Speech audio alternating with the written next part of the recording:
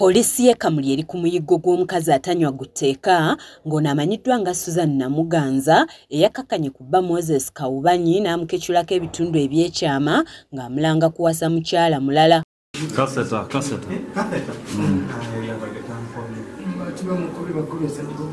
Bino biri ku kyalo Nabirumba 1 ekiri mu Ggombolola Nabwigulu mu district y'e Kamuli nga Kawubanyi yasaliddwa ye mutandisi w'essomero erimanyiddwa nga Serena Children Center era nga musumba nga ye ne Suzana abadde bamaze emyaka 16 mu bufumbo nga balina n'abaana 5.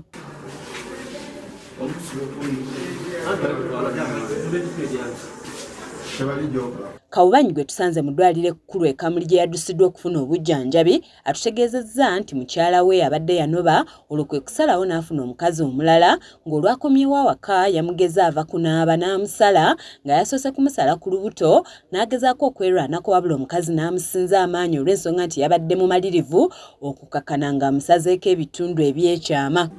nawulire bwakisako bitakunda kiti nakuba ntusazeewo ndite n'aguma omukono nti mukumugema mwene yayisiriza yawazino solution n'amugema omukono denayo oli butimulamu nze butindumulamu kayinja kugwa neyongera other injuries. Muganda wa Kawubanyi nga ye Wilfred Kalenda agamba nti zibadde saa 9 ez'ekiro ekikeesezza olwaleero n'awulira omuntu akuba emiranga nga bw'amuyita nti bamusse ng'agenze okugulawo ng'alaba muganda we avaamu omusaayi omungi era n'ayita balirwana ne bamuddusa mu ddwaliro. Nga dijja saawa 9 yaida yandeta yayesenga ng'akoba nfiire mukazi yandise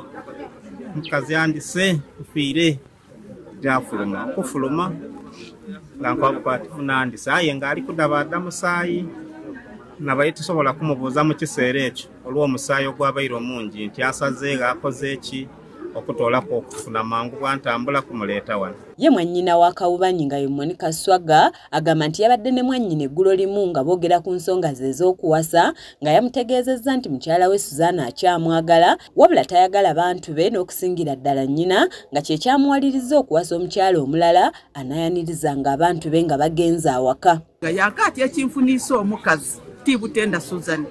Susan emyaka mingi yale mwogemagana ni famire yange okutoola ng'ekikolimo kya maama okufa nga nkolime zeena abaana okubinkola nga bwe yanka ati nfuna omukazi nfune kuwenta maama wange g'anaasobolanga okujja nasalawo nfuna omukazi mukaire wange g'anaajanga naanwa ku maadi kuba namukoba tusoniwe maama oba alina ebibi bye yakukola yaddemu okusoniga maama wange. Babakulembeze b'ekitundu kino abakulembeddwamu ssentebe w'eggombolola y'e Nabwigulu nga ye Batwawula Tito avumiridde ebikolwa eby'obutabanguko mu maka ebisusse. Eriwo nga butabanguko bwa maka bwendalooza nti kiba kikulu kubanga oyo omukyala anenya derisa lwaki aleeta baasa mu isomero aye ng'ate mwene gaba mu isomero aba sente zisansana busansane akozesa bibye wasala okubalo ebitundu eby'obusaada aye ng'ate okulimu abaana owangera emyaka 16 mwirya ekifaananyi kibifumiriza ekikolwa ekyo nakuba abakyala mwoyireku. Omwogezi wa polisi mu bbendobendo lya Busoga ey'omu Mambuka nga ye Kasaada Michael